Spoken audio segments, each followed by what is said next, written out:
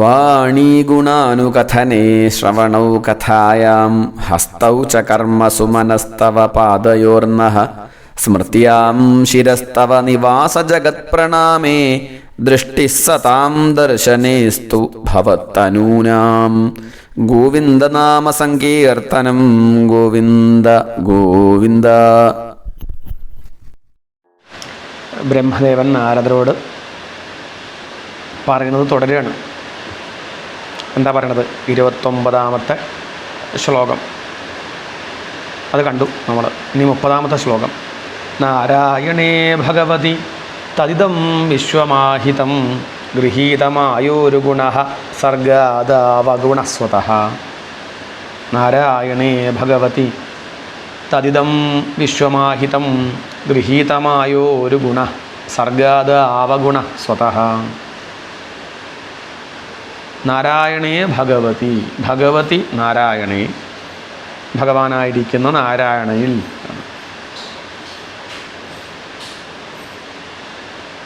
തദിദം വിശ്വമാഹിതം, ആഹിതം എന്ന് പറഞ്ഞാൽ ഉൾക്കൊണ്ടിരിക്കുന്നു. സ്വതഃ, സ്വതവേ. അഗുണഃ, അഗുണനായ എന്ന് പറഞ്ഞാൽ നിർഗുണനായ എന്നർത്ഥം. സ്വതവേ നിർഗുണനായ ആ പരബ്രഹ്മം ഭഗവാൻ സർഗാദൗ, സൃഷ്ടിയുടെ ആരംഭത്തിൽ, സർഗം സൃഷ്ടി, ഗൃഹീതമായോരു ഗുണഃ, മായയെ സ്വീകരിച്ച്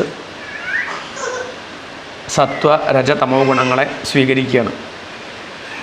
ഭഗവതി നാരായണേ ആണ്. തത് ഇതം വിശ്വം, ഈ ലോകം. നാരായണേ ആഹിതം, ഭഗവാനായ നാരായണനിൽ ഉൾക്കൊണ്ടിരിക്കുന്നു. ഭഗവാനിൽ ഉൾക്കൊണ്ടിരിക്കുന്നു.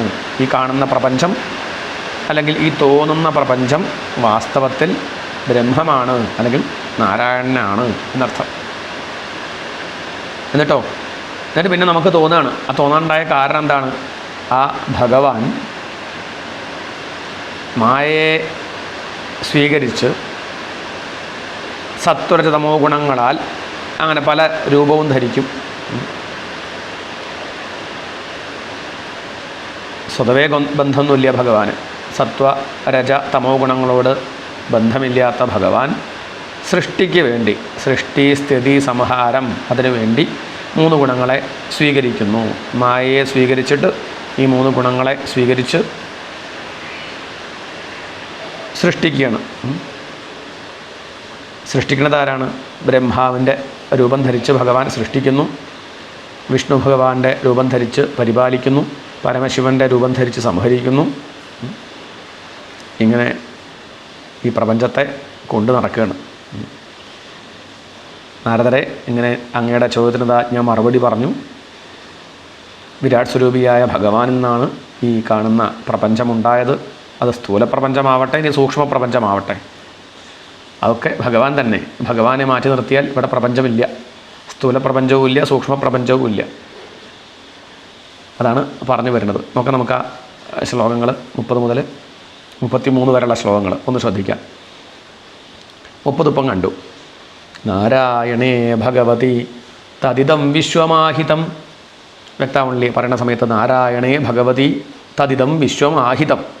തത് ഇതം വിശ്വം, അങ്ങനെ ഇരിക്കുന്ന ഈ പ്രപഞ്ചം, ഈ വിശ്വം ഭഗവതി നാരായണേ ആഹിതം, ഭഗവാനായിരിക്കുന്ന നാരായണനിൽ ഉൾക്കൊണ്ടിരിക്കുന്നു. ഈ കാണുന്ന പ്രപഞ്ചം ആ ബ്രഹ്മത്തിൽ ഉൾക്കൊണ്ടിരിക്കുന്നു. സ്വതഃ അഗുണഃ, സാധാരണ അല്ലെങ്കിൽ സ്വതവേ നിർഗുണനായ ആ പരബ്രഹ്മം അല്ലെങ്കിൽ ഭഗവാൻ സർഗാദൗ, സൃഷ്ടിക്ക് വേണ്ടി അല്ലെങ്കിൽ സൃഷ്ടിയുടെ ആരംഭത്തിൽ മായയെ സ്വീകരിച്ച്, അതാണ് ഗൃഹീതമായോരു ഗുണഃ, മായയുടെ അല്ലെങ്കിൽ മായയെ സ്വീകരിച്ച് ഗുണങ്ങളെയും സ്വീകരിക്കുന്നു. ആദ്യം മായയെ സ്വീകരിച്ച് പിന്നെ ഗുണങ്ങളെയും സ്വീകരിക്കുന്നു. മായയെ ആശ്രയിച്ചെന്നും പറയാം. പക്ഷെ ആശ്രയിച്ചെന്ന് പറയുമ്പോൾ ഭഗവാന് ആശ്രയദോഷം വരില്ലേ? ഭഗവാനേക്കാൾ വലുതാണ് മായ എന്ന് വരില്ലേ? അപ്പം അതുകൊണ്ടാണ് അത് പറയാൻ മടിക്കുന്നത്. അപ്പോൾ ആദ്യം മായയെ സ്വീകരിച്ച് പിന്നെ സത്വ രജതമോ ഗുണങ്ങളെ സ്വീകരിച്ച് പല രൂപങ്ങളും എടുക്കുന്നു. അങ്ങനെ സൃഷ്ടി സ്ഥിതി സംഹാരം ചെയ്യുകയാണ്.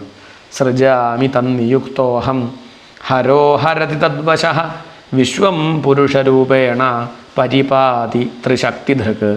സൃജാമി തന്നിയുക്തോഹം ഹരോ ഹരതി തദ്വശഃ വിശ്വം പുരുഷരൂപേണ പരിപാതി ത്രിശക്തിധൃക്. എന്താ പറയണത്? സൃജാമി തന്നിയുക്തോഹം ഹരോ ഹരതി തദ്വശഃ. സൃജാമി, സൃജാമി സൃഷ്ടിക്കുന്നു, തന്നിയുക്ത ആ ഭഗവാനാൽ നിയോഗിക്കപ്പെട്ടിട്ട്, അഹം ഞാൻ, ബ്രഹ്മാവാണല്ലോ ഈ പറയണത്. ബ്രഹ്മാവ് പറയണത് അഹം ഞാൻ, തന്നിയുക്ത വിശ്വം സൃജാമി ആ ഭഗവാനാൽ നിയോഗിക്കപ്പെട്ടിട്ട് ലോകത്തെ സൃഷ്ടിക്കുന്നു. ആ പരബ്രഹ്മത്തിൻ്റെ നിർദ്ദേശമനുസരിച്ച് ഞാൻ, അല്ലെങ്കിൽ ആ ഭഗവാന്റെ നിർദ്ദേശമനുസരിച്ച് ഞാൻ സൃഷ്ടിക്കുന്നു. ബ്രഹ്മാവായ ഞാൻ സൃഷ്ടിക്കുന്നു. ഈ ബ്രഹ്മാവായ ഞാനും വാസ്തവത്തിൽ ആരാണ്? ഭഗവാൻ തന്നെയാണ്. ഭഗവാനെ മാറ്റി നിർത്തിയാൽ പിന്നെ ഈ ബ്രഹ്മാവായ ഞാനില്ല. ഹരഹ തദ്വശഃ ഹരതി, ഹരനാവട്ടെ ആ ശിവനാവട്ടെ, തദ്വശഃ തത് ബ്രഹ്മം അല്ലെങ്കിൽ ആ ഭഗവാൻ അവിടുത്തെ ആ ഭഗവാന്റെ അധീനനായി ഇരുന്നു കൊണ്ട് ഹരതി സംഹരിക്കുന്നു. ത്രിശക്തിധൃക് ത്രിഗുണമയിയായ മായയെ ധരിച്ചുകൊണ്ട് പുരുഷരൂപേണ പരിപാതി പുരുഷരൂപനായിക്കൊണ്ട് പരിപാലിക്കുന്നു. മഹാവിഷ്ണുവിൻ്റെ രൂപം അതാണ് പുരുഷരൂപേണ എന്ന് പറഞ്ഞതുകൊണ്ട് ഇവിടെ ഉദ്ദേശിക്കുന്നത് ആ മഹാവിഷ്ണുവിൻ്റെ രൂപം ധരിച്ച് അല്ലെങ്കിൽ അതെടുത്ത് ഈ പ്രപഞ്ചത്തെ പരിപാലിക്കുന്നു. ഇതൊക്കെ ആരാണ്? ഇതൊക്കെ ആ ഭഗവാന്റെ പ്രേരണയ്ക്കനുസരിച്ചാണ്, ആ ഈശ്വരൻ്റെ പ്രേരണയനുസരിച്ചാണ് ഞാൻ ഈ ലോകത്തെ സൃഷ്ടിക്കുന്നത്. ശിവൻ ഈ പ്രപഞ്ചത്തെ സംഹരിക്കുന്നത്. ഒക്കെ ആ ത്രിഗുണാത്മികയായ മായയെ അംഗീകരിച്ചും കൊണ്ടാണ് ആ നാരായണൻ വിഷ്ണു ഭഗവാൻ ഈ വിശ്വത്തെ സംരക്ഷിക്കുന്നത്. അപ്പം വിഷ്ണുവിനും ശിവനും ഈ ബ്രഹ്മാവിനും അടിസ്ഥാനം എന്താണ്? ആ ഭഗവാൻ. ഇവിടെ ഭഗവാൻ എന്ന് പറയുന്നത് ബോധം, ബ്രഹ്മം എന്ന് താല്പര്യം. ഇതി തേ അഭിഹിതം താത യഥേതമനുപൃച്ഛസി നാന്യത് ഭഗവത കിഞ്ചിത് ഭാവ്യം സദസദാത്മകം. ഇതി തേ അഭിഹിതം താത യഥേതമനുപൃച്ഛസി നാന്യത് ഭഗവത കിഞ്ചിത് ഭാവ്യം സദസദാത്മകം. ഈ വിശ്വത്തിൽ സൃഷ്ടിക്കപ്പെട്ട സത്തായും അസത്തായും ഇരിക്കുന്ന എല്ലാം, സത്ത് അസത്വമൊക്കെ നമ്മുടെ ഭാവനയാണ്. ചിലത് നമുക്ക് സത്തായിട്ട് തോന്നും, ചിലത് നമുക്ക് അസത്തായിട്ട് തോന്നും. നമുക്ക് അസത്ത് തോന്നുന്ന ചിലർക്ക് സത്തായിട്ട് തോന്നാം. ഇതൊക്കെ ഇനി എന്തൊക്കെ സത്തായിട്ട് കാണുന്നു, എന്തൊക്കെ അസത്തായിട്ട് കാണുന്നു, അതൊക്കെ ഭഗവാനിൽ നിന്ന് അന്യമായിട്ട് ഉള്ളതല്ല. അതാണ് ഇവിടെ പറഞ്ഞത്. വളരെ പ്രധാനപ്പെട്ട ഒരു വരിയാണത്. നാന്യത് ഭഗവതഃ കിഞ്ചിത് ഭാവ്യം സദസദാത്മകം. ഭഗവാൻ അന്യമായി ഒന്നുമില്ല എന്നർത്ഥം. ഇതി തേ അഭീതം താത ഇതി തേ നിന്നോട് അഭിഹിതം പറഞ്ഞു കഴിഞ്ഞു എന്നർത്ഥം. എന്ത് പറഞ്ഞു കഴിഞ്ഞു? താത അല്ലയോ വത്സ, ഉണ്ണി, ബാല, നാരദ എന്നാണ്.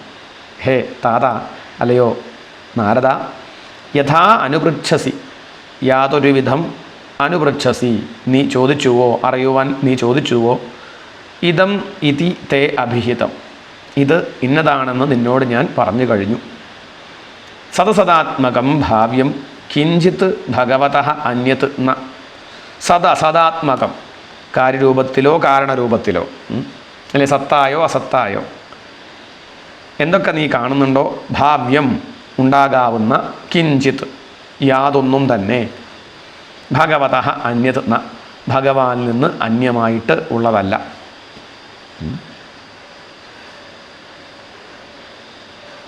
വ്യക്തമായില്ലേ? ഈ വിശ്വത്തിൽ സൃഷ്ടിക്കപ്പെട്ട സത്തായും അസത്തായും ഇരിക്കുന്ന എല്ലാം ആ ഭഗവാൻ തന്നെ. നീ എന്നോട് ചോദിച്ചതിന് അനുസരിച്ചിട്ടുള്ള മറുപടി ഞാൻ എന്താ പറഞ്ഞു കഴിഞ്ഞു നാരദരെ എന്നാണ് പറഞ്ഞത്. എന്നിട്ട് പറയാണ്, ന ഭാരതി മേംഗമൃഷോപലക്ഷ്യത്തെ ന വൈ ക്വചിന്മേ മനസോ മൃഷാഗതി ന മേ ഹൃഷീകാണി പതന്ത്യ സത്പഥേ യന്മേ ഹൃദ ഉത്കണ്ഠ്യവത ധൃതോ ഹരി. ന ഭാരതി മേംഗമൃഷോപലക്ഷ്യത്തെ ന വൈ ക്വചിന്മേ മനസോ മൃഷാഗതി ന മേ ഹൃഷീകാണി പതന്ത്യ സത്പഥേ യന്മേ ഹൃദ ഉത്കണ്ഠ്യവത ധൃതോ ഹരി. എന്താ പറയണത്? ന ഭാരതി മേ അംഗമൃഷോപലക്ഷ്യത്തെ എന്നാണ്. ഹേ നാരദരെ, എൻ്റെ വാക്കൊരിക്കലും മൃഷാ പാഴായിത്തീരില്ല. നവൈ ക്വചിന്മേ മനസ്സോ മൃഷാഗതി, എൻ്റെ മനസ്സ് ഒരിക്കലും അസത്യത്തിൽ സഞ്ചരിക്കില്ല. നമേ ഹൃഷീകാണി പതന്തി അസത്പഥേ, എൻ്റെ ഇന്ദ്രിയങ്ങൾ കണ്ണ് മൂക്ക് നാക്ക് ചെവി തൊക്ക് ഇതൊന്നും ഒരിക്കലും അസത് പദാർത്ഥത്തിൽ പെടില്ല, അപഥസഞ്ചാരം ചെയ്യില്ല. എന്താ അങ്ങനെ പറയാൻ കാരണം? എൻ്റെ കേമത്തല്ല. എന്തുകൊണ്ടെന്നാൽ എൻ്റെ ഹൃദയം എപ്പോഴും സദാസമയവും യന്മേ ഹൃദൗത്കണ്ഠ്യവതാ ധൃതോ ഹരി, ആ ശ്രീഹരിയെ തന്നെ ധ്യാനിച്ചുകൊണ്ടിരിക്കുകയാണ്, ധരിച്ചുകൊണ്ടിരിക്കുന്നു. എൻ്റെ ഹൃദയത്തിൽ, അല്ലെങ്കിൽ എൻ്റെ ഹൃദയം, അല്ലെങ്കിൽ ഞാനിരിക്കുന്നത് ആ ഭഗവാനിലായതുകൊണ്ട്, അരനിമിഷം പോലും ഞാൻ ആ ഭഗവാനെ മറക്കാത്തത് കൊണ്ട് ഒരിക്കലും എൻ്റെ വാക്ക് പാഴായിത്തീരില്ല, എൻ്റെ മനസ്സ് അപകടത്തിലേക്ക് പോവില്ല, എൻ്റെ ഇന്ദ്രിയങ്ങൾ ചീത്ത വഴിക്ക് സഞ്ചരിക്കില്ല. എൻ്റെ ഹൃദയത്തിൽ ആ ഭഗവാൻ ഇരിക്കുന്നത് കൊണ്ട്. അതാണ് പറയുന്നത്. ന ഭാരതി മേ അംഗ, അംഗ ഇഷ്ടം കൂടുമ്പോഴാണ് ആ പേര് വിളിക്കുക. അംഗ, പ്രിയപ്പെട്ടവനെ, പ്രിയപ്പെട്ട നാരദ.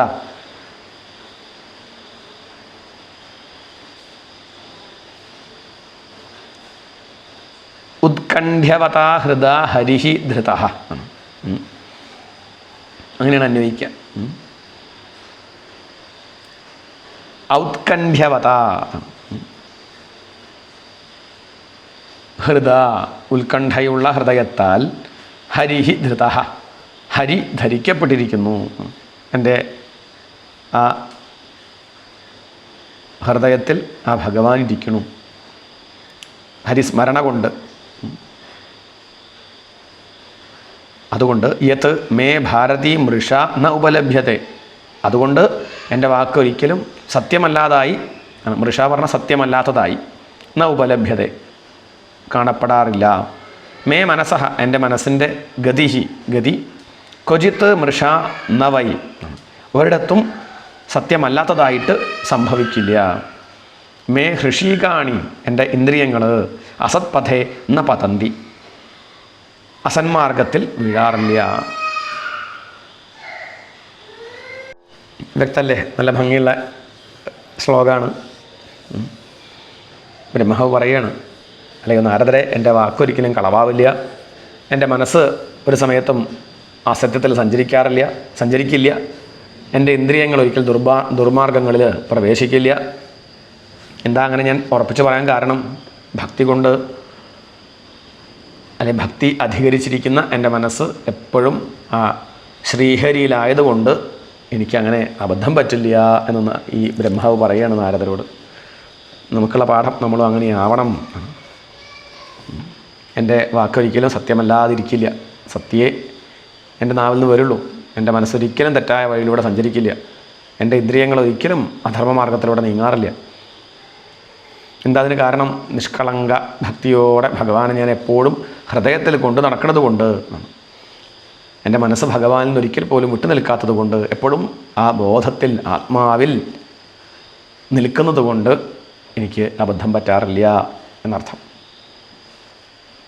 എന്നിട്ട് പറയാണ്, സോഹം സമാംനായമയസ്തപോമയ പ്രജാപതീനാമഭിവന്ദിതപതി ആസ്ഥായ യോഗം നിപുണം സമാഹിത തം നാധ്യഗച്ഛം യത ആത്മസംഭവ. എന്താ പറയണത്? സോഹം സമാംനായമയസ്തപോമയ, സമാംനായമയ, സമാംനായമയ എന്ന് പറഞ്ഞാൽ വേദസ്വരൂപനും എന്നർത്ഥം. സമാംനായമയ, വേദസ്വരൂപനും, സകല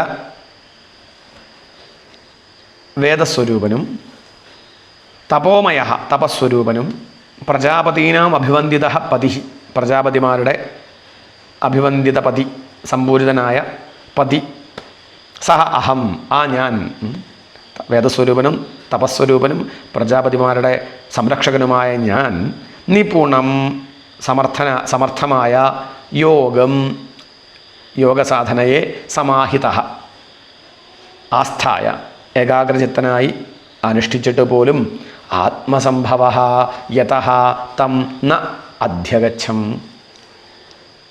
ആത്മസംഭവനായ, അല്ലെങ്കിൽ ആത്മസംഭവ, സ്വജനനം എന്നർത്ഥം. ഇവിടെ തൻ്റെ ജനനം, ആത്മസംഭവ യതഃ തം ന അധ്യഗച്ഛം.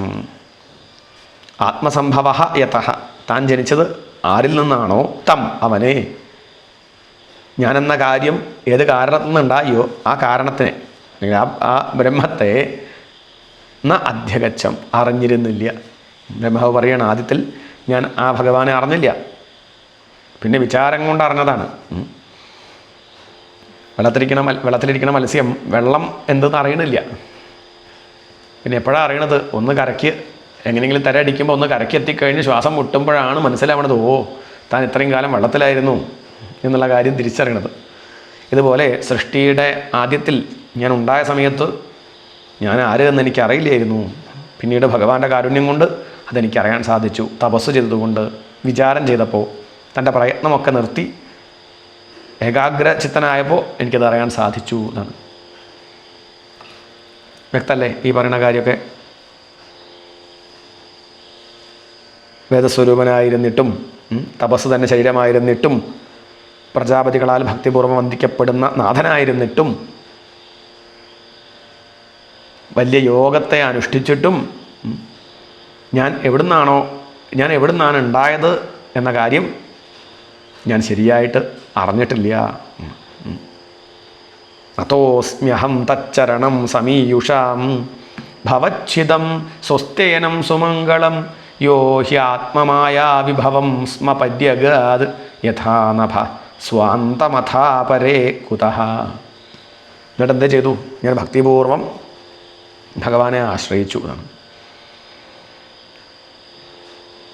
അപ്പോഴോ ആശ്രയിച്ചപ്പോൾ അറിയാൻ സാധിച്ചു, തൻ്റെ പ്രയത്നം കൊണ്ടല്ല, ഭഗവാനെ കണ്ട് ആശ്രയിച്ചപ്പോൾ. അതാണ് വർണ്ണിക്കുന്നത്. നതോസ്മ്യഹം തച്ചരണം സമീയുഷാം. ഭഗവാനെ എങ്ങനെ കണ്ടെത്താൻ സാധിക്കുന്നുള്ളത് പറയുകയാണ്. അതിനുള്ള വഴി പൂർണ്ണമായ സമർപ്പണം, അതല്ലാണ്ട് വേറെ വഴിയില്ല. ആശ്രയിക്കല്ലാതെ നമ്മുടെ ബുദ്ധി കൊണ്ടോ പ്രയത്നം കൊണ്ടോ അറിയാൻ സാധിക്കില്ല. അതാണ് തൊട്ട് മുമ്പ് പറഞ്ഞത്. തപസ്സുണ്ടായിട്ടും പിന്നെയോ എല്ലാവരും സ്തുതിക്കുന്ന വലിയ പ്രജാപതിയായിട്ടും യോഗത്തെ അനുഷ്ഠിച്ചിട്ടും തനിക്ക് തൻ്റെ കാരണത്തെ അറിയാൻ സാധിച്ചില്ല. അപ്പോഴോ നതോസ്മ്യഹം തച്ചരണം സമീയുഷാം. എന്താർത്ഥം? സമീയുഷാം ശരണാഗതർക്ക് എന്നർത്ഥം. തൻ്റെ പാദത്തെ ആശ്രയിക്കുന്നവർക്ക്, എല്ലാം വിട്ട് തന്നെ ആശ്രയിക്കുന്നവർക്ക്, ഭവച്ഛിതം സംസാരബന്ധത്തെ ഇല്ലാണ്ടിയാക്കുന്ന, സ്വസ്തേനം മംഗളം കൊടുക്കുന്ന, സുമംഗളം എപ്പോഴും ആനന്ദം കൊടുക്കുന്ന തച്ചരണം ആ ഭഗവാന്റെ ചരണത്തെ, ആ തൃപ്പാദത്തെ അഹം നതഃ അസ്മി ഞാൻ നമസ്കരിക്കുന്നു. യഹാഹി ആത്മമായാ വിഭവം നഭഃ സ്വാന്തം യഥാ പര്യഗാത് സ്മ. ഒരു ഉപമ ഇവിടെ പറയാണ്. എന്താ പറയണത്? യഹാഹി യാതൊരു ഭഗവാൻ കൂടി ആത്മമായാ വിഭവം, തൻ്റെ മായാവൈഭവത്തെ നഭഃ സ്വാന്തം യഥാ പര്യഗാത് സ്മ.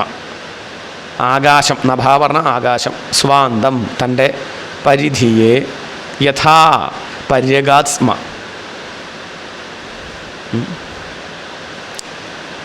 ആകാശം എന്ന പോലെ, പര്യഗാത് സ്മ എങ്ങനെ? തൻ്റെ പരിധിയെ കണ്ടെത്തിയിട്ടില്ല അതുപോലെ. അഥ അപരേ കുതഃ പിന്നെ മറ്റുള്ളവരെങ്ങനെയാണ്? ആ ഭഗവാന്റെ മഹിമ ഭഗവാന് പോലും അറിയില്ല. നല്ലൊരു പ്രയോഗമാണ്. ഭഗവാന്റെ മഹിമ ഭഗവാന് തന്നെ അറിയില്ല, പിന്നെ എങ്ങനെയാണ് മറ്റുള്ളവർക്കറിയാം? ആകാശത്തിന് സ്വന്തം അതിൽ അറിയാൻ കഴിയില്ല. അതുപോലെ സ്വന്തം മായാവൈഭവം എത്രയാണെന്ന് ആ മായയുടെ ഉടമയായ ഭഗവാന് പോലും അറിയില്ല. ആ സ്ഥിതിക്ക് മറ്റുള്ളവർക്ക് അറിയാൻ സാധിക്കുമോ എന്ന് ചോദിക്കുകയാണ് ഇവിടെ ബ്രഹ്മാവ്. ആ ഭഗവാനെ ഞാൻ ഭക്തിപൂർവം ആശ്രയിച്ചു. എങ്ങനെയുള്ള ഭഗവാൻ? ആ ഭഗവാന്റെ പാദത്തിൻ്റെ മഹിമ എന്താണ്? ആശ്രയിക്കുന്നവരുടെ സംസാരത്തെ ഛേദിക്കുന്നവൻ, പരമാനന്ദം കൊടുക്കുന്ന, അതുപോലെ പരമമംഗളം കൊടുക്കുന്ന ആ ഭഗവാന്റെ ചരണാരവിന്ദത്തെ ഞാൻ നമസ്കരിച്ചു, ആശ്രയിച്ചു.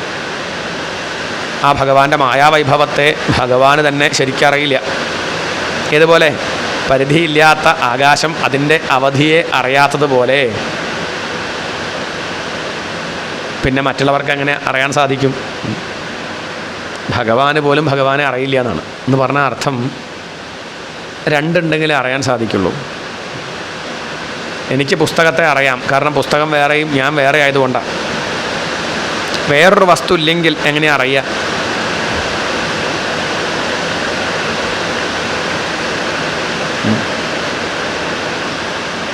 ഇപ്പം വിചാരം ചെയ്യേണ്ട വിഷയമാണ്, അതവിടെ നിൽക്കട്ടെ. ബ്രഹ്മാവ് ജനിച്ച സമയത്ത് താൻ ആരാണ്, താൻ എന്ത് ചെയ്യണം, ഇതൊന്നും അറിയില്ലായിരുന്നു. അപ്പോൾ ബ്രഹ്മാവ് എന്ത് ചെയ്തു? ആ ഭഗവാന്റെ ചരണാരവിന്ദത്തെ ആശ്രയിച്ചു. കുറേ അന്വേഷിച്ചു, മുകളിലേക്കും താഴേക്കൊക്കെ പോയി അന്വേഷിച്ചു. അവസാനം തൻ്റെ ആ പ്രയത്നം നിർത്തി. എനിക്ക് കിട്ടുന്നില്ലല്ലോ, എനിക്ക് അന്വേഷിച്ച് കണ്ടെത്താൻ സാധിക്കുന്നില്ലല്ലോ എന്നുള്ള ആ ഒരു വിചാരം.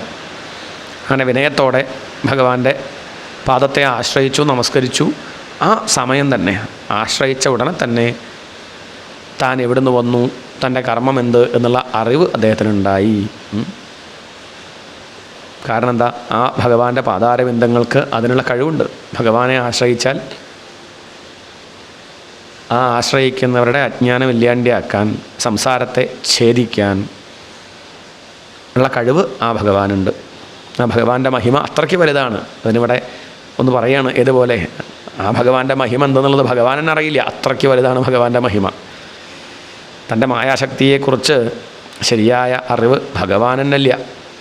ആകാശത്തിന് അതിൻ്റെ പരിധിയെക്കുറിച്ച് അറിവില്ലാത്തതുപോലെ പിന്നെ എങ്ങനെ മറ്റുള്ളവർക്ക് അറിയാൻ സാധിക്കുക? അവനവന് തന്നെ അവനവൻ്റെ മഹിമ അറിയില്ല, പിന്നെ മറ്റുള്ളവർക്ക് അറിയാം. ഭഗവാന് പോലും ഭഗവാന്റെ മായയുടെ മഹിമ അറിയില്ല, പിന്നെ എങ്ങനെയാണ് മറ്റുള്ളവർക്ക് അറിയാൻ സാധിക്കുക എന്ന ചോദ്യം വ്യക്തല്ലേ? നതോസ്മ്യഹം തച്ചരണം സമീയുഷാം ഭവച്ഛിതം സ്വസ്തേനം സുമംഗളം യോ ഹ്യാത്മമായാ വിഭവം സ്മ പര്യഗാത് യഥാ നഭ സ്വാന്തമഥാ പരേ കുതഃ. നാഹം ന യൂയം യദൃതാം ഗതിം വിദുഃ ന വാമദേവഃ കിമുതാ പരേ സുരാഃ തന്മായയാ മോഹിതബുദ്ധയസ്ത്വിദം വിനിർമ്മിതം ചാത്മസമം വിചക്ഷ്മഹേ. നാഹം ന യൂയം യദൃതാം ഗതിം വിദുഃ ന വാമദേവഃ കിം ഉത അപരേ സുരാഃ. അവിടെ ചോദിക്കുകയാണ്, ന അഹം, ഞാൻ അറിയുന്നില്ല. അഹം ന യദൃതാം ഗതിം അഹം ന യൂയം ന വാമദേവഃ ന കിമുത അപരേ സുരാഃ. യദൃതാം, യാതൊരു ഭഗവാന്റെ യഥാർത്ഥമായ ഗതിം, ഗതിയെ, ആ ഭഗവാന്റെ സമ്പ്രദായത്തെ, ഗതിയെ, അഹം ന, ഞാൻ അറിയുന്നില്ല, യൂയം ന, നിങ്ങളും അറിയുന്നില്ല, വാമദേവ, ശിവൻ മഹാദേവൻ, ന, അറിയുന്നില്ല, കിമുത, പിന്നെയാണോ, അപരേ സുരാഹ, മറ്റ് ദേവന്മാർ, എനിക്കും നിങ്ങൾക്കും മഹേശ്വരനും അറിയുന്നില്ല, പിന്നെയാണോ മറ്റുള്ള ദേവന്മാരുടെ കഥ? ദേവന്മാർ വിദുഹു അറിയുന്നത്. തന്മായയാ മോഹിത ബുദ്ധയഃ തു, തന്മായയാ, ആ ഭഗവാന്റെ മായയാൽ, മായ കൊണ്ട്, മോഹിത ബുദ്ധയഃ തു, മോഹിപ്പിക്കപ്പെട്ട ബുദ്ധിയോടുകൂടിയ നമ്മൾ, വിനിർമ്മിതം ഇതം ച ആത്മസമം വിചക്ഷ്മഹേ, വിനിർമ്മിതം, വൈവിധ്യത്തോടെ നിർമ്മിക്കപ്പെട്ടിരിക്കുന്ന, ഇതം ച, ഈ ലോകത്തെയും, ആത്മസമം, സ്വന്തം അറിവിനൊത്ത വിധം, വിചക്ഷ്മഹേ, അറിഞ്ഞു വച്ചിരിക്കുന്നു. നമ്മളെന്തൊക്കെയോ അറിഞ്ഞു വച്ചിരിക്കുന്നു അർത്ഥം. സൃഷ്ടികർത്താവായ ഞാനും എൻ്റെ അംഗത്തിൽ നിന്ന് ജനിച്ച നിങ്ങളും സനകാദികളും എന്ന് വേണ്ട, സാക്ഷാൽ മഹാദേവൻ അദ്ദേഹം പോലും ആ ഭഗവാന്റെ പരമാർത്ഥ സ്വരൂപത്തെ അറിയുന്നില്ല. അതിന് കാരണം എന്താ? ഭഗവാന്റെ മായ തന്നെ. ഭഗവാന്റെ മായ നിങ്ങളെ മോഹിപ്പിച്ചുകൊണ്ടിരിക്കുന്നു. ഭഗവാന്റെ സ്വരൂപത്തെ അറിയുന്നില്ല എന്ന് മാത്രമല്ല, പലതരത്തിൽ ഭഗവാൻ സൃഷ്ടിച്ച് വച്ചിരിക്കുന്ന, അല്ലെങ്കിൽ സൃഷ്ടിച്ചിരിക്കുന്ന ഈ വിശ്വത്തെ തന്നെ ഓരോരുത്തരും ഓരോ രീതിയിൽ അവരുടെ ബുദ്ധിക്കനുസരിച്ച് മാത്രമേ അറിയുന്നുള്ളൂ. എല്ലാവരും ഒരുപോലെയല്ല ഈ പ്രപഞ്ചത്തെ അറിയുന്നത്. ഓരോരുത്തരും ഓരോന്ന് അവർ കാണണമെന്ന് കരുതുന്നത് മാത്രമേ കാണുന്നുള്ളൂ, അവരനുഭവിക്കണമെന്ന് കരുതുന്നത് മാത്രമേ അനുഭവിക്കുന്നുള്ളൂ. ഓരോരുത്തരുടെ രുചിക്കനുസരിച്ചാണ് അവർ ഈ പ്രപഞ്ചത്തെ അനുഭവിക്കുന്നത്. പറഞ്ഞതിൻ്റെ ആശയം വ്യക്തമല്ലേ?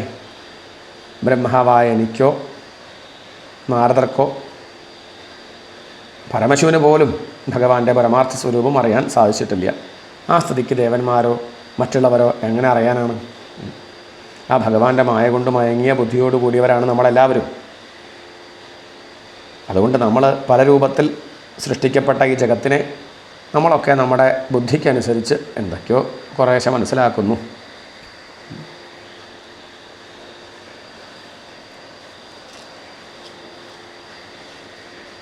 നാഹം നയൂയം യതൃതാം ഗതിം വിദുഃ ന വാമദേവഃ കിമുതാപരേ സുരാഃ തന്മായയാ മോഹിതബുദ്ധയസ്ത്വിദം വിനിർമ്മിതം ചാത്മസമം വിചക്ഷ്മഹേ. അടുത്ത ശ്ലോകം നോക്കാം.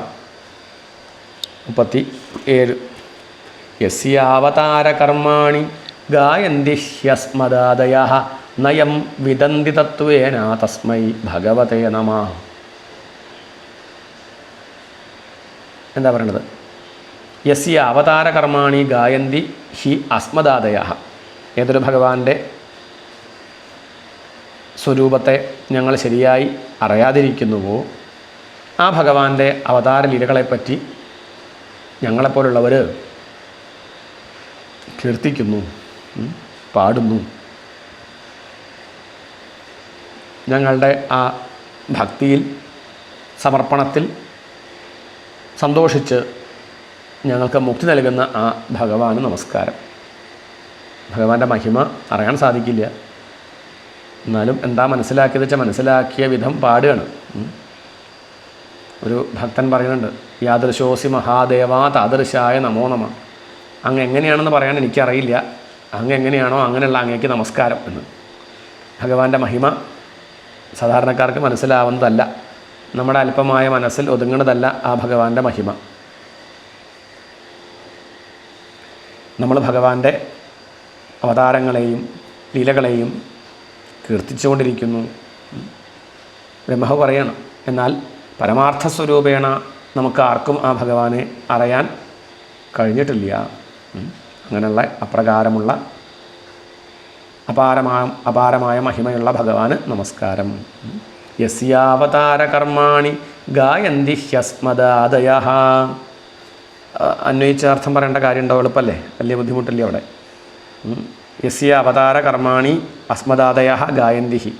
യാതൊരുവൻ്റെ അവതാര ലീലകളെ നമ്മളെപ്പോലുള്ളവർ പാടിപ്പുകഴ്ത്തുന്നുവോ യം യാതൊരുവനെ തത്വേന ന വിന്ദന്തി താത്വികമായി അറിയുന്നില്ലയോ തസ്മൈ അങ്ങനെയുള്ള ആ ഭഗവാന് നമസ്കാരം.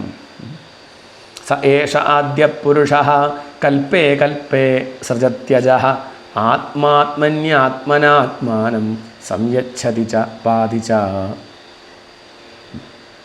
സ ഏഷ ആദ്യ പുരുഷഃ. സ ഏഷഃ ആ ഈ പുരുഷഃ പുരുഷൻ, അജഃ ജന്മരഹിതൻ, ആദ്യ ആദിയിൽ തന്നെ ഉള്ളവനുമായ, ആദിയിൽ ഉണ്ടായവൻ എന്നല്ല, ആദ്യം തന്നെ ഉള്ളവൻ എന്നാണ്. ഉണ്ടായി എന്ന് പറഞ്ഞാൽ പിന്നെ നശിച്ചു എന്ന് പറയേണ്ടി വരും. ബ്രഹ്മത്തെ പറ്റി അങ്ങനെ പറയാൻ വയ്യ. ആ ബ്രഹ്മത്തിലാണ് ഈ കാണുന്നതൊക്കെ ഉണ്ടായി നിന്ന് ഇല്ലാണ്ടാവുന്നത്. അതുകൊണ്ട് ഭഗവാനെ പറ്റി പറയാണ് അജഹ ആദ്യ. അജഹ ആദ്യ സഹ പുരുഷ, അല്ലെങ്കിൽ സ ഏഷഃ ജന്മരഹിതനും, അജഹ ജന്മരഹിതനും, ആദ്യ ആദിയിൽ തന്നെ ഉള്ളവനുമായ, സ ഏഷഃ ആ ഈ പുരുഷ പുരുഷൻ, ജന്മരഹിതനും ആദിയിൽ തന്നെ ഉള്ളവനുമായ ആ പുരുഷൻ, കൽപ്പേ കൽപ്പേ ഓരോ കൽപ്പത്തിലും, ആത്മാ താൻ തന്നെ, ആത്മനി ശ്രദ്ധിക്കണം, പദങ്ങളൊക്കെ ശ്രദ്ധിക്കണേ, ആത്മാ ആത്മനി ആത്മന ആത്മാനം, ആത്മാ താൻ തന്നെ, ആത്മനി തന്നിൽ, ആത്മന തന്നെക്കൊണ്ട്, ആത്മാനം തന്നെ തന്നെ, സൃജതി സൃഷ്ടിക്കുന്നു, പാതിച്ച രക്ഷിക്കുകയും, സംയച്ഛതിച്ച സംഹരിക്കുകയും ചെയ്യുന്നു. വെള്ളമാണ് തിരമാലയായിട്ട് മാറുന്നത്. എവിടുന്നാണ് തിരമാല ഉണ്ടായത്? കടലിൽ തന്നെയാണ്. എവിടെയാണ് വളരുന്നത്? കടലിൽ തന്നെ. എവിടേക്കാണ് ലയിക്കുന്നത്? കടലിലേക്ക് തന്നെ. ആത്മാ ആത്മനി ആത്മന ആത്മാനം. താൻ തന്നെ തന്നിൽ തന്നെ കൊണ്ട് തന്നെ സൃഷ്ടിക്കുന്നു. വേറൊരു ഉദാഹരണം ഇതന്നെ പറയാനുള്ളൂ, ഇങ്ങനെയുള്ള ഉദാഹരണമേ പറയാനുള്ളൂ.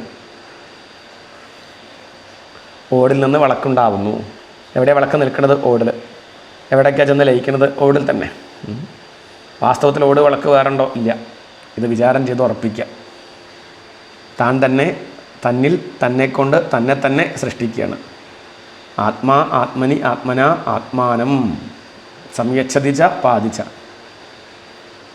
സൃജതി സൃഷ്ടിക്കുന്നു, പാതി രക്ഷിക്കുന്നു, സംയച്ഛതി സംഹരിക്കുന്നു. ബുദ്ധിമുട്ടൊന്നുമില്ലല്ലോ ഈ ഭാഗം. ജനനമില്ലാത്തവനും ആദിയിലുള്ളവനും പരമപുരുഷനുമായ ഭഗവാൻ ഓരോ കൽപ്പത്തിലും തന്നിൽ തന്നെ താൻ തന്നെക്കൊണ്ട് തന്നെ ഈ പ്രപഞ്ചത്തെ സൃഷ്ടിച്ച് രക്ഷിച്ച് സംഹരിക്കുന്നു. വിശുദ്ധം കേവലം ജ്ഞാനം പ്രത്യക് സമ്യഗവസ്ഥിതം സത്യം പൂർണ്ണമനാദ്യന്തം നിർഗുണം നിത്യമദ്വയം ഋഷേ വിദന്തി മുനയഃ പ്രശാന്താത്മേന്ദ്രിയാശയാഃ യദാ തദൈവാസത്തർക്കൈഃ തിരോധീയേത വിപ്ലുതം. വിശുദ്ധം കേവലം ജ്ഞാനം പ്രത്യക് സമ്യക് അവസ്ഥിതം. ആ പദങ്ങളൊക്കെ നോക്കും. വിശുദ്ധം നിർവിഷയവും നിരാകാരവുമായി, പ്രത്യക് എല്ലാറ്റിലും ഉള്ളതായി, സമ്യക് സംശയാതീതമായി, അവസ്ഥിതം സുസ്ഥിരമായി, നിർഗുണം സത്വാദി ഗുണങ്ങളിൽ നിന്ന് നിർമുക്തനായി, അനാദ്യന്തം തുടക്കവും ഒടുക്കവും ഇല്ലാത്തവനായി ഒക്കെ ബ്രഹ്മത്തിൻ്റെ വിശേഷണമാണ്. പൂർണ്ണം ഒരു കുറവുമില്ലാത്ത തികവുറ്റതായി, നിത്യം എല്ലാ കാലത്തും ഉള്ളതായി, അദ്വയം ഇതുപോലെ മറ്റൊന്നില്ലാത്തതായി, രണ്ടാമത്തേതില്ലാത്തതായി, ജ്ഞാനം ജ്ഞാനാത്മകവുമായിരിക്കുന്ന, കേവലം സത്യം കേവല സത്യം ഈ ഒരു ഈശ്വര തത്വം. ഋഷേ യഥാ മുനയഃ പ്രശാന്താത്മേന്ദ്രിയാശയാഃ തഥാ ഏവ വിന്ദന്തി. ഋഷേ ഋഷിയായ നാരദ, യഥാ മുനയഃ എപ്പോഴാണോ മുനിമാർ, മനനശീലരായ ഋഷിമാർ, വിചാരം ചെയ്യാൻ ശേഷിയുള്ള ഋഷിമാർ, പ്രശാന്താത്മേന്ദ്രിയാശയാഃ പ്രകർഷേണ ശാന്തമായ ദേഹേന്ദ്രിയാന്തഃകരണങ്ങളോട് കൂടിയവരാവുന്നത്, അതായത് ഋഷിമാർ ഇന്ദ്രിയങ്ങളെ അടക്കിക്കഴിഞ്ഞാൽ തഥാ ഏവ അപ്പോൾ മാത്രം വിന്ദന്തി ഈ തത്വം അറിയുന്നു. അന്തർമുഖന്മാർക്ക് മാത്രം അറിയാൻ സാധിക്കുന്നത്, പുറമെ അന്വേഷിച്ചാൽ ഒരു കാലത്തും കിട്ടാത്തത്. അന്വേഷണം നിർത്തി ഇന്ദ്രിയങ്ങളെയൊക്കെ അടക്കി ഉള്ളിലേക്ക് ശ്രദ്ധിച്ചാൽ തെളിഞ്ഞു വരുന്നത്. അസത്തർക്കൈഹി വിപ്ലുതം തിരോധീയേത. ദുർജനങ്ങൾ എപ്പോൾ കുതർക്കങ്ങളിൽ ഏർപ്പെടുന്നുവോ അപ്പോൾ അത് മറയുകയും ചെയ്യുന്നു.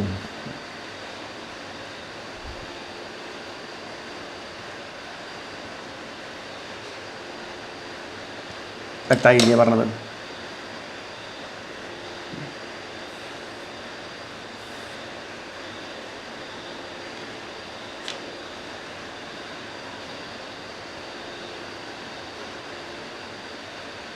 വിശുദ്ധം കേവലം ജ്ഞാനം പ്രത്യക് സമ്യക് അവസ്ഥിതം. വിശുദ്ധമായ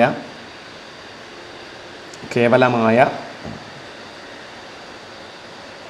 വിശുദ്ധം കേവലം ജ്ഞാനം, വിശുദ്ധം ശുദ്ധമായ, മായാസംബന്ധമില്ലാത്ത എന്നർത്ഥം. കേവലം ഏകവും എന്നർത്ഥം. ജ്ഞാനം അറിവാകുന്ന സ്വരൂപത്തോടു കൂടിയതും.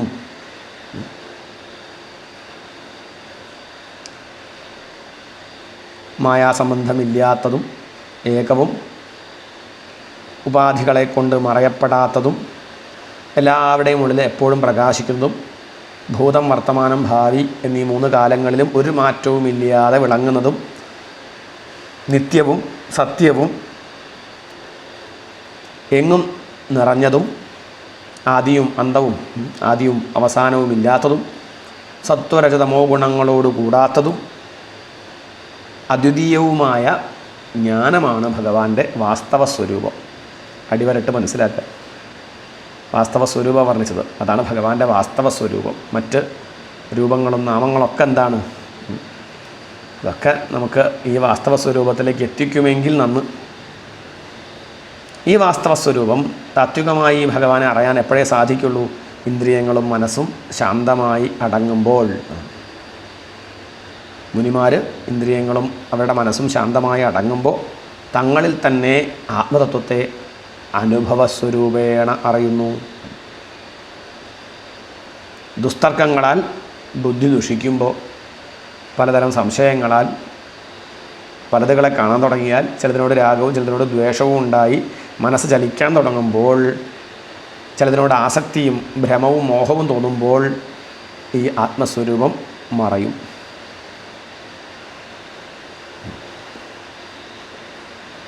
അതുകൊണ്ട് ദുസ്തർക്കങ്ങൾ ഒഴിവാക്കിയാൽ, ബാഹ്യവിഷയങ്ങളിൽ ശ്രദ്ധിക്കാതെ ഉള്ളിൽ അനുഭവിക്കുന്ന ആ ശാന്തിയെ അന്വേഷിച്ചാൽ, മനസ്സ് ലോകവിഷയങ്ങളിൽ നിന്ന് വേറിട്ടാൽ ഈ ബ്രഹ്മത്തെ, ഈ തത്വത്തെ പൂർണ്ണമായി അറിയാൻ സാധിക്കും. ആ വഴിയാണ് പറഞ്ഞത്. എന്നിട്ട് പറയാണ്, ആദ്യോവതാര പുരുഷ പരസ്യ കാലസ്വഭാവ സദസന്മനശ്ച ദ്രവ്യം വികാരോ ഗുണ ഇന്ദ്രിയാണി വിരാട് സ്വരാട് സ്ഥാസ്മി ചരിഷ്ണു ഭൂമ്നഃ. ആദ്യോവതാര പുരുഷപരസ്യ, ആദ്യ ആദിയിലുള്ള അവതാര അവതാരം, പുരുഷ കാലസ്വഭാവ സദസത് മനഃ ദ്രവ്യം വികാര ഗുണ ഇന്ദ്രിയാണി വിരാട് സ്വരാട് സ്ഥാസ്നു ചരിഷ്ണു ച. സർവവ്യാപിയായ ആ പരമാത്മാവിൻ്റെ ആദ്യത്തെ അവതാരമാണ് വിരാട് പുരുഷൻ.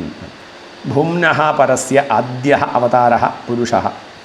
സർവവ്യാപിയായ ഭൂമ്നഃ, സർവവ്യാപിയായ പരസ്യ പരമാത്മാവിൻ്റെ, ആ പരമാത്മാവിൻ്റെ ആദ്യത്തെ അവതാരമായിട്ട് നമുക്കത് കണക്കാക്കാം.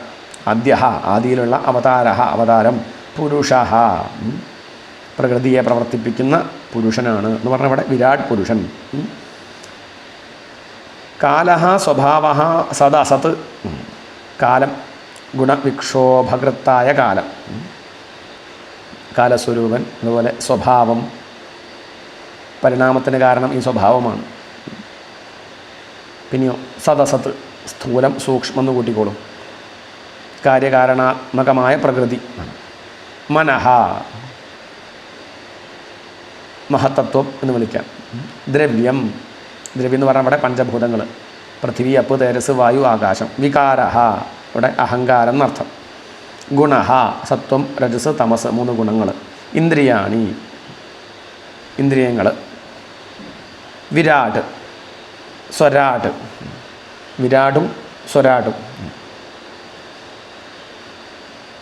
ബ്രഹ്മാണ്ഡ സ്വരൂപമായ വിരാട് ദേഹവും ഇനി അതിൽ അഭിമാനിക്കുന്ന സമഷ്ടി ദേഹവും. ഇതാണ് വിരാട് സ്വരാട്. സമഷ്ടി ശരീരവും അതിൻ്റെ ജീവചൈതന്യമായ വിരാജനും അല്ലെങ്കിൽ വൈരാജനും. സ്ഥാസ്നു ചരിഷ്ണു ച, സ്ഥാവരവും ജംഗമവുമായ വ്യഷ്ടി ശരീരങ്ങളും. എല്ലാം ഈ പുരുഷൻ തന്നെ. ഇനി സ്ഥാവരം ജംഗമൊന്നും വേറെ വേറെ പറയണ്ട, എല്ലാം എല്ലാം ഈ ഭഗവാൻ തന്നെയാണ്.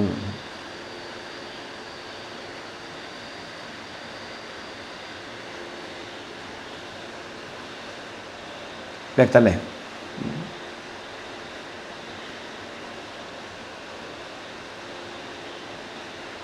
എങ്ങും വ്യാപിച്ചവനായ ഈ പരമാത്മാവിൻ്റെ ആദ്യത്തെ അവതാരമാണ് വിരാട് പുരുഷൻ. ഈ വിരാട് പുരുഷൻ കാലസ്വരൂപനാണ്, കാര്യകാരണ സ്വരൂപമായ പ്രകൃതിയോട് കൂടിയവനാണ്, പ്രകൃതിയെ ചലിപ്പിക്കുന്നവനാണ്. പൃഥ്വി അപ്പ് തേജസ് വായു ആകാശം, ഈ പഞ്ചഭൂതങ്ങൾ, അഹങ്കാരം, സത്വാദി ഗുണങ്ങൾ, ഇന്ദ്രിയങ്ങൾ, ഇവിടെയെല്ലാം സമഷ്ടി ദേഹത്തോടു കൂടിയവനാണ്. പിന്നെയോ ഇനി വ്യഷ്ടി ശരീരങ്ങളോട് കൂടിയവനുമാണ്. എങ്ങും നിറഞ്ഞ് വിളങ്ങുന്നവനുമാണ്. എല്ലാമാണെന്നർത്ഥം. ഇവിടെ എന്തൊക്കെ കാണുന്നുണ്ടോ അതൊക്കെ യാതൊന്നോ കാണുന്നത് നാരായണ പ്രതിമ. എല്ലാം ഭഗവാൻ തന്നെ. ചലിക്കുന്നതും ചലിക്കാത്തതുമായ എല്ലാ വസ്തുക്കളും ഈ പുരുഷൻ തന്നെ എന്ന് സാരം. അടുത്ത ശ്ലോകം. അഹം ഭവോ യജ്ഞ ഇമേ പ്രജേശ ദക്ഷാദയോ യേ ഭവദാദയശ്ച സ്വർലോകപാലാഃ ഖഗലോകപാലാഃ നൃലോകപാലാഃ ഗന്ധർവവിദ്യാധരചാരണേശ യേ യക്ഷരക്ഷോരകനാഗനാഥാഃ യേ വാ ഋഷീണാം ഋഷഭാഃ പിതॄണാം ദൈത്യേന്ദ്രസിദ്ധേശ്വരദാനവേന്ദ്രാഃ അഹം ഭവഃ യജ്ഞ ഇമേ പ്രജേശ ദക്ഷാദയഃ യേ ഭവദാദയശ്ച സ്വർലോകപാലാഃ ഖഗലോകപാലാഃ നൃലോകപാലാഃ തലലോകപാലാഃ ഗന്ധർവവിദ്യാധരചാരണേശ യേ യക്ഷരക്ഷോരകനാഗനാഥാഃ യേ വാ ഋഷീണാം ഋഷഭാഃ പിതॄണാം ദൈത്യേന്ദ്രസിദ്ധേശ്വരദാനവേന്ദ്രാഃ. അതങ്ങനെ തുടർന്നു പോവും. എന്താ പറയണത്? അഹം ഞാനും ഭവഃ ശിവനും വിഷ്ണുവും ദക്ഷൻ തുടങ്ങിയ പ്രജാപതികളും ഇനി അങ്ങ് മുതലായ ഋഷിമാരും ഇന്ദ്രാദികളും ഇനി ഗരുഡൻ മുതലായ പക്ഷിശ്രേഷ്ഠന്മാരും ഭൂമിപാലകരായ മനു മുതലായ ആളുകളും ഇനി തലാതലാദി ലോകങ്ങളെ രക്ഷിക്കുന്ന വാസുകി അനന്തൻ തുടങ്ങിയവരും ഗന്ധർവവിദ്യാധര ചാരണേശാഹ ഗന്ധർവന്മാർ വിദ്യാധരന്മാർ ചാരണന്മാർ അതിൽ കേമന്മാരായിട്ടുള്ളവർ പിന്നെ യക്ഷാധിപനായ കുബേരൻ പിന്നെ ഉരകശ്രേഷ്ഠന്മാർ നാഗശ്രേഷ്ഠന്മാർ വസിഷ്ഠൻ തുടങ്ങിയ ഋഷീശ്വരന്മാർ അജിയമ മുതലായ പിതൃക്കൾ രാക്ഷസരാജാക്കന്മാരായ രാവണാദികൾ പ്രഹ്ലാദൻ തുടങ്ങിയ ദൈത്യേന്ദ്രന്മാർ അസുരന്മാർ ഇനി സിദ്ധശ്രേഷ്ഠന്മാരായ കപിലൻ തുടങ്ങിയവർ അസുരശ്രേഷ്ഠന്മാരായ മയൻ തുടങ്ങിയവർ നിർത്തിയില്ല. പിന്നെ പറയാണ് അന്യേ ചയേ പ്രേതപിശാചഭൂതകുഷ്മാണ്ഡയാദോ മൃഗപക്ഷ്യധീശാഃ യത് കിഞ്ചലോകേ ഭഗവൻ മഹസ്വദോജസ്സഹസ്വത് ബലവത് ക്ഷമാവത് ശ്രീഹ്രീവിഭൂത്യാത്മവദദ്ഭുതാർണം തത്വം പരം രൂപവതസ്വരൂപം പ്രാധാന്യതോ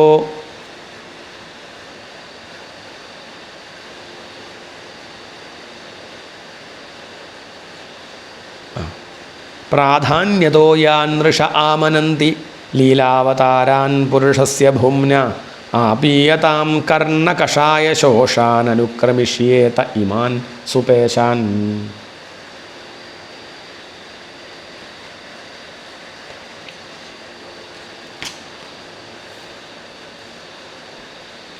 പ്രാധാന്യതോ യാൻ ഋഷ ആമനന്തി ലീലാവതാരാൻ പുരുഷസ്യ ഭുമ്നഃ ആപീയതാം കർണകഷായ ശോഷാനനുക്രമിഷ്യേത ഇമാൻ സുപേശാൻ.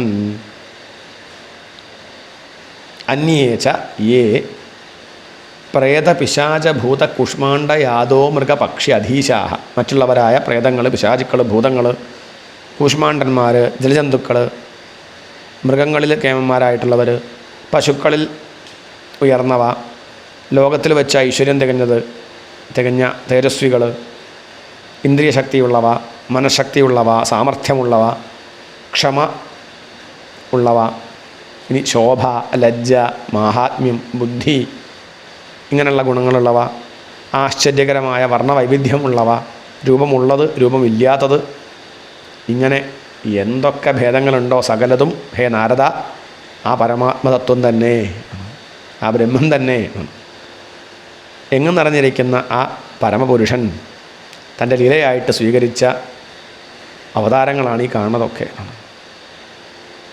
ശ്രദ്ധയോടെ കേൾക്കുന്നവരുടെ അവതാര ലീലകൾ ശ്രദ്ധയോടെ കേട്ടാൽ കൽമഷങ്ങൾ ഉള്ളിലുള്ള ആ കളങ്കം അജ്ഞാനം നീങ്ങും. അങ്ങനെയുള്ള അവതാര കഥകളെപ്പറ്റി ഞാൻ പറയാം. ലീലാവതാരാൻ പുരുഷസ്യ ഭൂമ്നഃ ആപീയതാം കർണകഷായ ശോഷാനനുക്രമിഷ്യേത ഇമാൻ സുപേശാൻ. ആ അമൃതത്തെ നന്നായി പാനം ചെയ്യൂ, ഞാനത് പറയാം എന്നാണ്.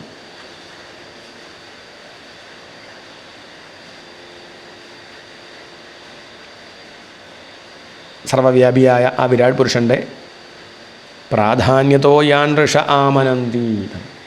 പ്രധാനപ്പെട്ട അവതാരങ്ങളെ ഞാൻ പറഞ്ഞു തരാം. അവ മനോഹരങ്ങളാണ്, കാതിൻ്റെ മാലിന്യത്തെ ഇല്ലാണ്ടിയാക്കുന്നതാണ്. ഞാൻ വർണ്ണിക്കാൻ പോകുന്ന ഭഗവാന്റെ അവതാരങ്ങളെയും ലീലകളെയും ശ്രദ്ധയോടെ കേൾക്കൂ എന്ന് പറഞ്ഞ് ബ്രഹ്മദേവൻ ഭഗവാന്റെ പ്രധാനപ്പെട്ട കുറച്ച് അവതാരങ്ങളെ കീർത്തിക്കാൻ തുടങ്ങുകയാണ്.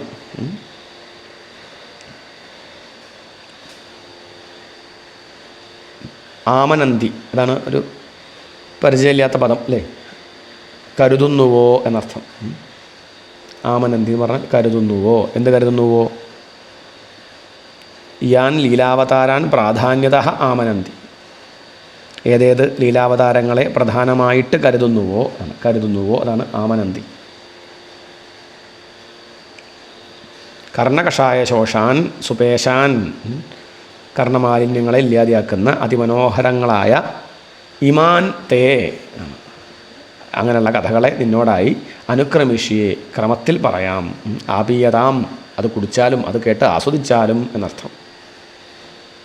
ഇതോടുകൂടി ആ അധ്യായം അവിടെ സമർപ്പിക്കുകയാണ്. ഇത് ശ്രീമദ്ഭാഗവതേ മഹാപുരാണേ പാരമഹംസ്യാം സംഹിതായാം ദ്വിതീയസ്കന്ധേ ഷഷ്ഠോധ്യായഃ. ശ്രീഹരയേ നമഃ. രണ്ടാമത്തെ സ്കന്ധത്തിലെ 6ാമത്തെ അധ്യായം അവിടെ സമർപ്പിക്കുകയാണ്. എന്താണിപ്പം ഈ അധ്യായത്തിൽ പറഞ്ഞത്? ബ്രഹ്മനാരദ സംവാദമാണ് ഈ അധ്യായത്തിലെയും വിഷയം. ഭഗവാന്റെ ആദ്യത്തെ അവതാരമായ വിരാട് പുരുഷൻ്റെ വിഭൂതികളെയാണ് ഇപ്പം വർണ്ണിച്ചത്. പുരുഷ സൂക്തം വേദത്തിലെ പ്രധാനപ്പെട്ട മന്ത്രമാണ്. അതിൻ്റെ അർത്ഥാനുസാരേണയാണ് ഇവിടെ ബ്രഹ്മാവ്, അതേ ആശയം തന്നെയാണ് ബ്രഹ്മാവ് നാരദനെ കേൾപ്പിക്കുന്ന മട്ടിൽ വർണ്ണിച്ചത്. താല്പര്യം ഇത്രയേ ഉള്ളൂ, ഈ കാണുന്ന പ്രപഞ്ചം അത് ബ്രഹ്മത്തിലാണ്, ഈശ്വരാധിഷ്ഠിതമാണ്. ഈശ്വരൻ അന്യമായി മറ്റൊന്നും ഈ ലോകത്തില്ല. ദേഹമായിട്ടും ഇന്ദ്രിയമായിട്ടും അന്ധക്കരണമായിട്ടും ഒക്കെ തോന്നുന്നത് ഈശ്വരൻ തന്നെയാണ്. ദേഹവും ഇന്ദ്രിയവും അന്ധക്കരണവും ഒക്കെ ശുദ്ധമായാൽ മനനശീലരായ ഋഷിമാർക്ക് ഈശ്വരനെ അറിയാൻ സാധിക്കുന്നുണ്ട്. ഇതുപോലെ നമ്മളും മനനം ചെയ്യാൻ അതിനുള്ള ശേഷി നേടിയാൽ, ഹൃദയം ശുദ്ധമായാൽ ആ ചൈതന്യം തെളിഞ്ഞ് പ്രകാശിക്കും. അങ്ങനെ ഈശ്വരതത്വത്തെ ദർശിക്കണം. അത് ആണിവിടെ വർണ്ണിച്ചത്. ഇനി 7ാമത്തെ അധ്യായം അത് നമുക്കടുത്ത ക്ലാസ്സിൽ കാണാം. ഹരേ കൃഷ്ണ. കായേന വാചാ മനസേന്ദ്രിയൈർവാ ബുദ്ധ്യാത്മനാ വാ പ്രകൃതേ സ്വഭാവാത് കരോമി യദ്യത് സകലം പരസ്മൈ നാരായണായേതി സമർപ്പയാമി. സ്വസ്തി പ്രജാഭ്യഃ പരിപാലയന്താം ന്യായേന മാർഗേണ മഹിം മഹീശാഃ. ഗോബ്രാഹ്മണേഭ്യഃ ശുഭമസ്തു നിത്യം. ലോകാ സമസ്താ സുഖിനോ ഭവന്തു. ലോകാ സമസ്താ സുഖിനോ ഭവന്തു. ഹരേ രാമ രാമ രാമ ഹരേ ഹരേ, ഹരേ കൃഷ്ണ കൃഷ്ണ കൃഷ്ണ ഹരേ ഹരേ.